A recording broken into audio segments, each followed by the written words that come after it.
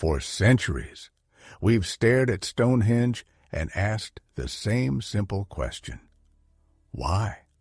What if everything we thought we knew about those massive stones was completely wrong? What if the answer has been hiding in plain sight for 5,000 years and we've been too blind to see it? October 2025. Right now, new archaeological discoveries are finally revealing the staggering, complex truth about the world's most famous ancient monument. And I guarantee what you're about to learn will shatter everything you believed about our ancestors. Think you know Stonehenge? Think again.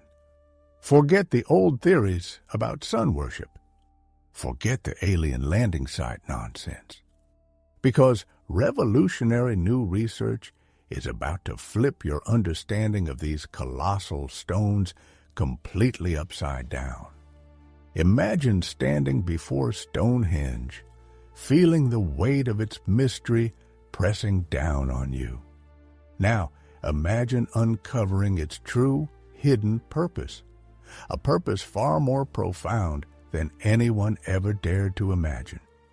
This isn't just another historical theory. This is the culmination of cutting-edge research that will change how you think about this iconic wonder forever, starting right now. Let's begin with what we thought we knew.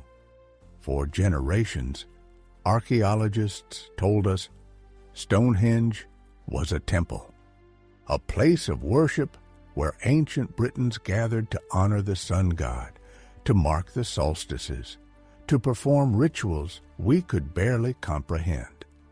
The evidence seemed clear enough. The stones are aligned with the summer solstice sunrise. Thousands of people gather there every year to watch the sun rise through the heel stone. It's romantic. It's mystical. It's also incomplete. Because here's what they didn't tell you. Recent excavations have revealed something extraordinary buried in the surrounding landscape.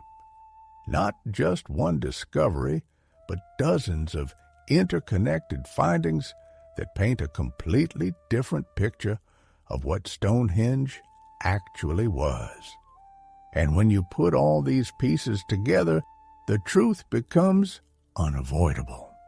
Stonehenge wasn't primarily a temple. It was a monument to the dead, a massive, sophisticated necropolis, a place where the living came to honor, remember, and connect with those who had passed beyond. But not just any cemetery.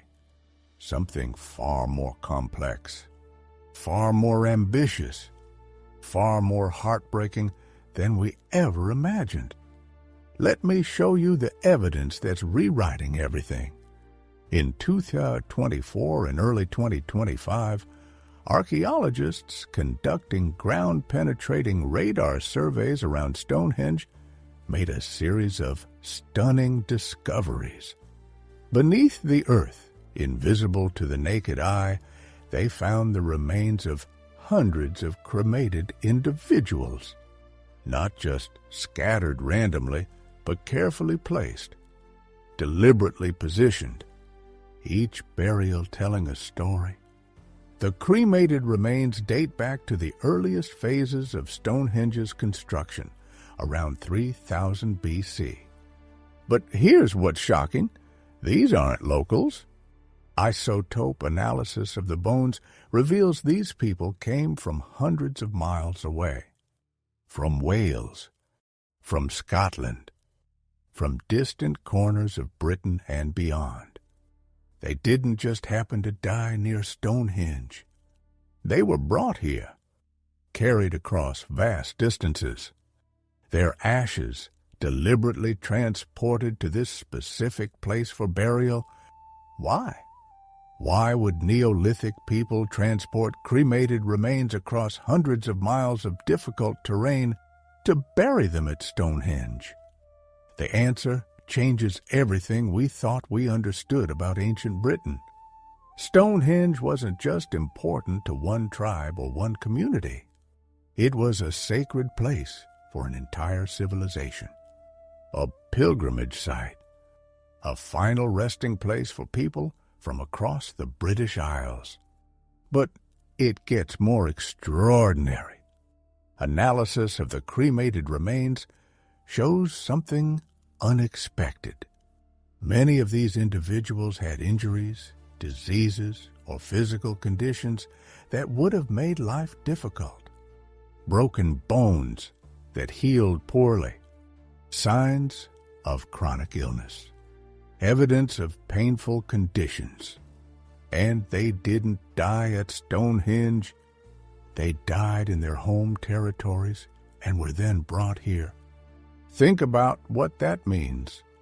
In an age before modern medicine, before pain relief, before any of the comforts we take for granted, communities cared enough about their suffering members to ensure they received a sacred burial at Britain's most important monument. They carried their dead across mountains and valleys, rivers and forests, to lay them to rest among those massive stones. This wasn't just a temple or an observatory.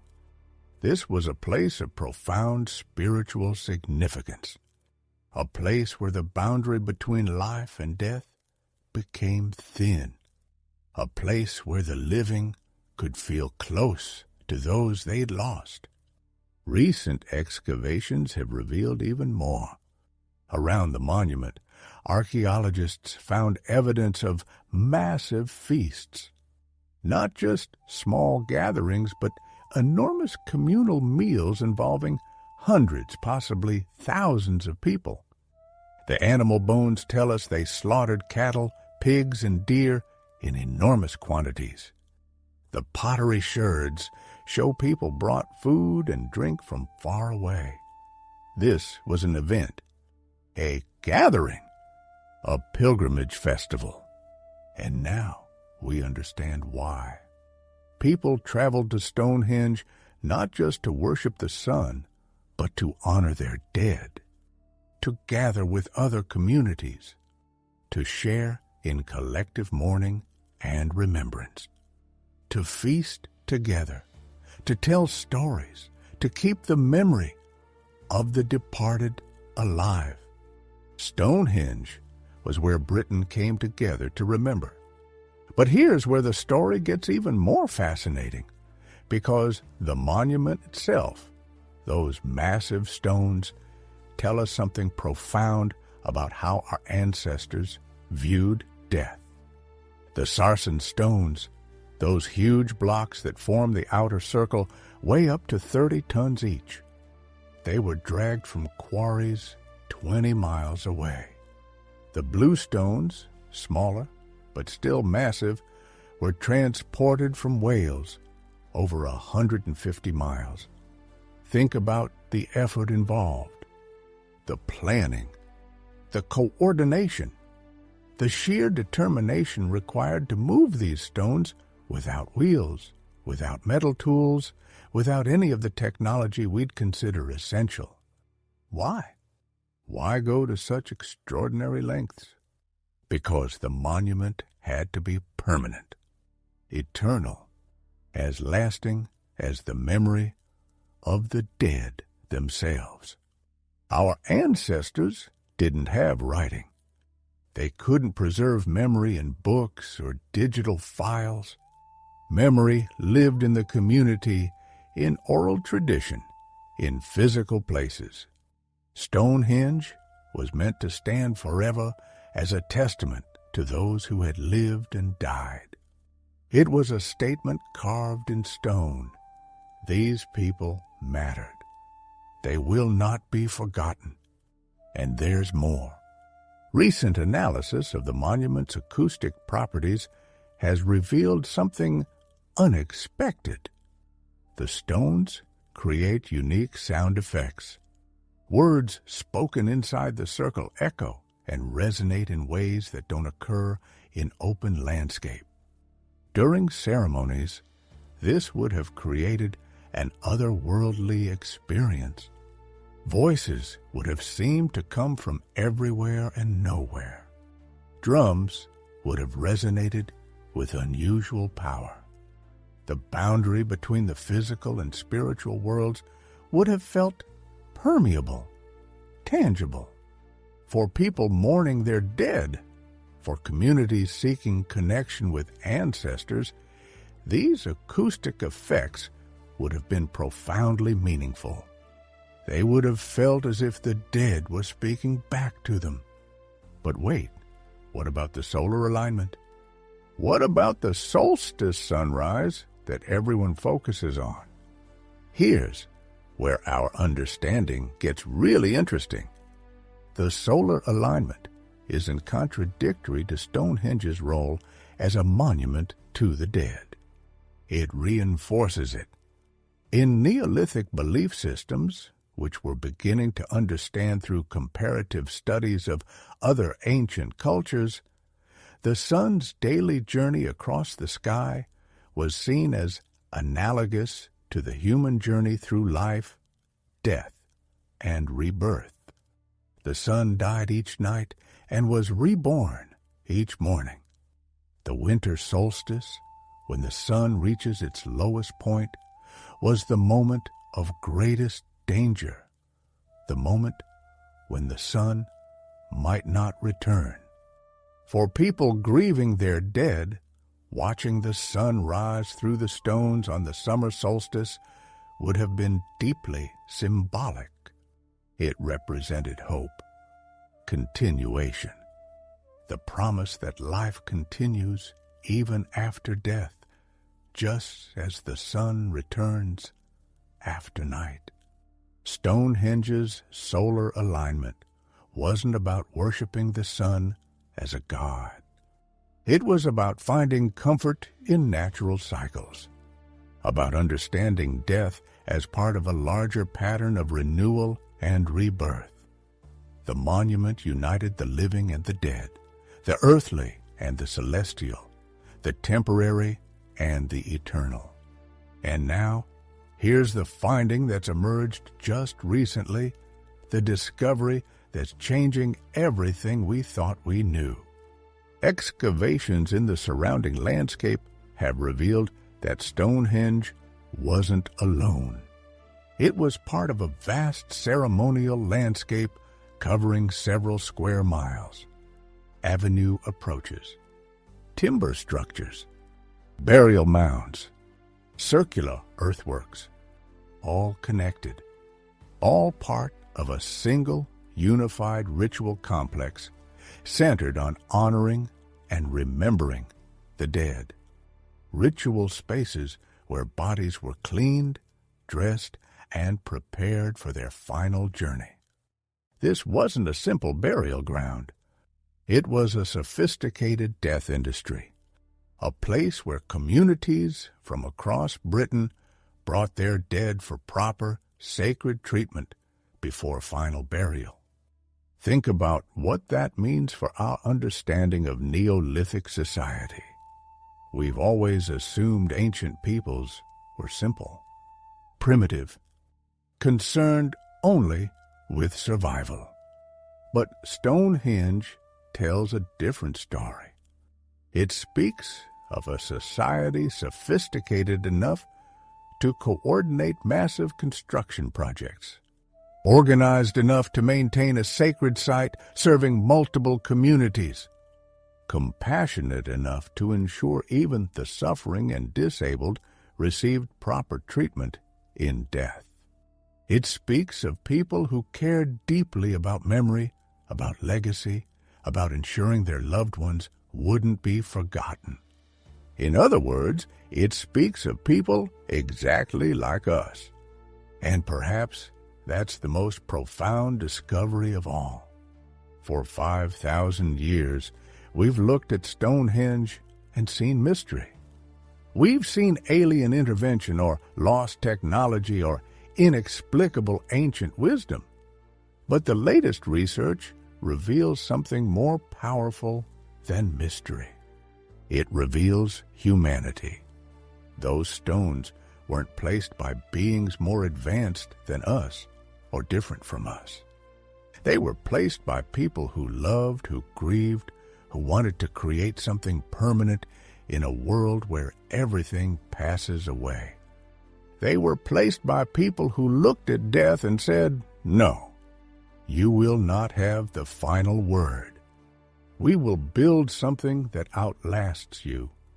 We will create a place where memory lives on."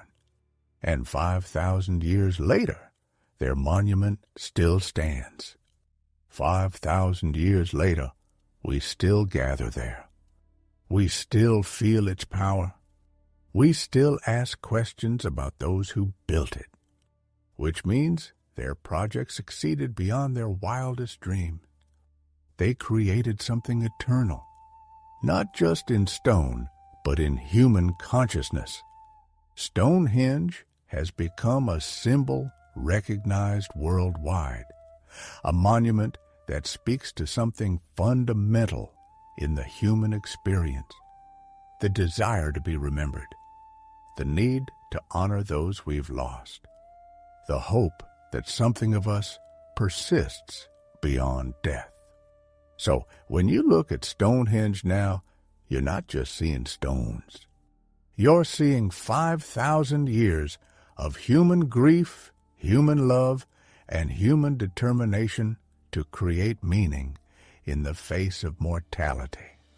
You're seeing a monument built by people who understood something we sometimes forget in our modern world: that remembering the dead isn't about dwelling in the past. It's about honoring what makes us human. The ability to love so deeply that loss becomes unbearable, and the courage to build something beautiful from that pain. That's what Stonehenge really is. Not a temple to forgotten gods, not an alien landing site, not an ancient calendar or astronomical observatory. It's a monument to love that transcends death, built by people who refuse to let their loved ones be forgotten. And now, 5,000 years later, we stand in that same circle and we remember them. Their names are lost. Their faces are forgotten. But their love, carved in stone, buried in earth, echoing through millennia, their love remains. That's the true purpose of Stonehenge. That's the mystery we've finally solved. And maybe, in understanding their monument, we understand ourselves a little better too.